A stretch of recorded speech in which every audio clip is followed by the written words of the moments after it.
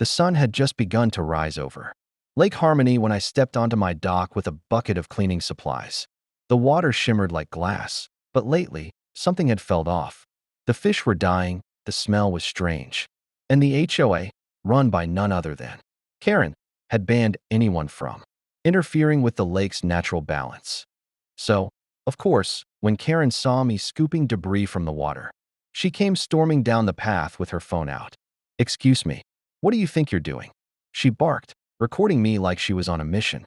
"Cleaning the lake," I said calmly, pointing to the piles of rotting leaves and bottles near the dock. "That's unauthorized activity. You can't touch the lake. I'm calling the police." Within minutes, I heard the distant sirens. 2 officers arrived, confused but polite.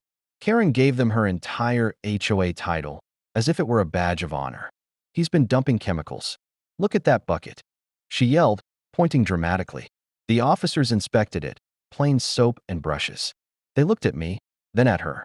"Ma'am, there's no evidence of any crime here." Karen's face twisted with frustration. "You'll regret ignoring this. The HOA will have your property reviewed." As she marched away, muttering threats, I noticed something shiny half-buried near the dock post. At first, I thought it was just a can, but when I reached down and brushed away the mud, it was a metal fragment, smooth, round, with strange markings etched on it.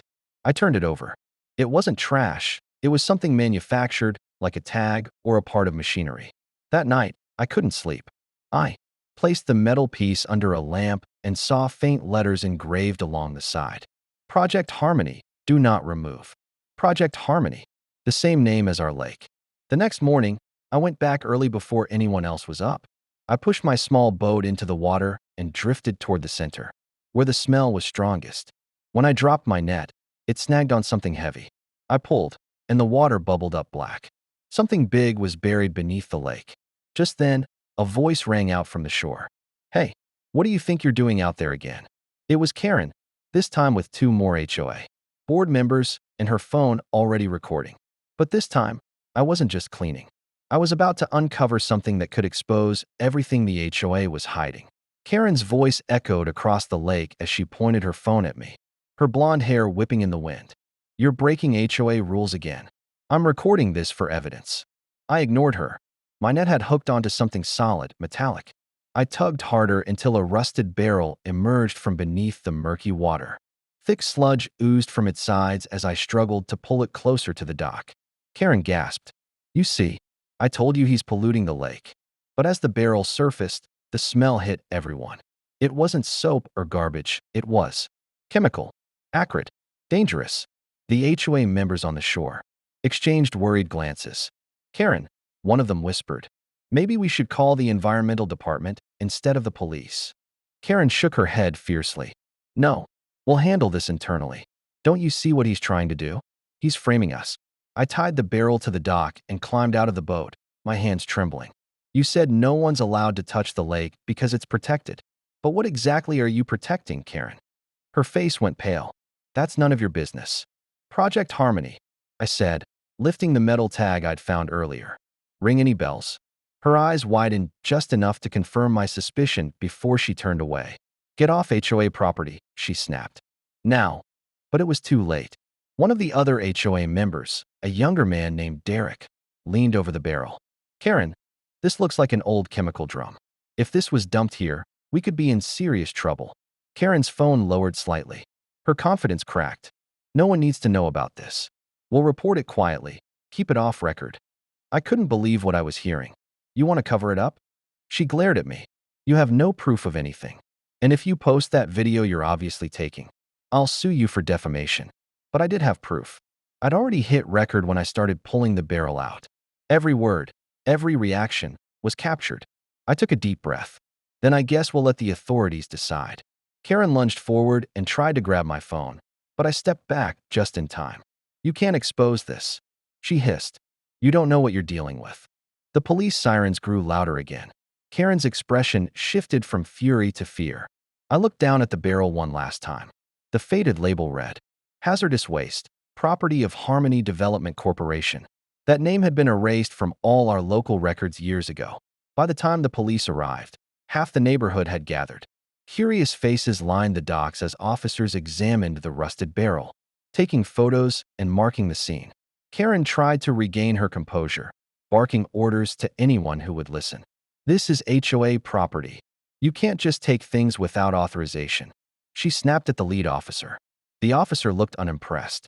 Ma'am, if there's hazardous material here, it's a public safety issue. We're calling in environmental services. Karen's lips tightened. She turned to me, her voice low and venomous. You have no idea what you've started. That company, Harmony Development, built this entire community. You dig too deep, and you'll take us all down. Maybe that's exactly what needs to happen, I said. While the officers roped off the area, I scrolled through my footage. Karen's confession, her panic, the barrel, all of it was perfectly clear. I sent a copy to my cloud drive immediately. If anything happened, the truth wouldn't disappear with me. A few hours later, a hazmat team arrived. They carefully lifted the barrel out of the lake and ran preliminary tests. One technician frowned. These readings aren't normal. This isn't just waste, it's toxic industrial runoff. Long-term exposure could cause serious health issues. The crowd gasped. Some residents backed away, whispering. Karen's face drained of color. Ma'am, the officer said, did the HOA know anything about this? Karen crossed her arms defensively. Of course not. We were told the lake was safe. There's no record of dumping. But Derek, the younger HOA board member, stepped forward. That's not true, he said. Karen told us last year to avoid disturbing the lake bed because it might bring up old construction waste. She knew. All eyes turned to her. Derek, shut your mouth, Karen hissed. He shook his head. No, Karen, this has gone too far. People have been getting sick, pets dying, and we kept quiet because you said it was just coincidence. The officers exchanged glances and began taking notes. Karen's composure finally cracked. You don't understand, she said desperately. Harmony Development promised us funding to maintain this place. If anyone found out what they dumped here, we'd lose everything. Better a lost HOA than a poisoned lake, I said quietly. Karen turned toward me, eyes blazing. You think you've won? You don't even know what else is buried down there. Those words froze me. What else was buried? The hazmat team suddenly shouted. They'd found another barrel, then another, further beneath the surface. Whatever this was, it wasn't one accident. It was a full-scale cover-up. And Karen wasn't just part of it. She might have been the one keeping it hidden all along. By sunset, the lake was surrounded by flashing lights. Police, hazmat crews, and even a few local reporters crowded the shoreline. The once peaceful Lake Harmony looked like a crime scene, and in a way, it was. 5 barrels had been pulled out so far, each marked with the same warning. Project Harmony, toxic waste, disposal unit. The environmental officers confirmed. What everyone feared, Harmony Development had secretly dumped hazardous material decades ago during construction. Karen sat on a bench near the dock, wrapped in a blanket. Her earlier arrogance replaced by a blank, defeated stare.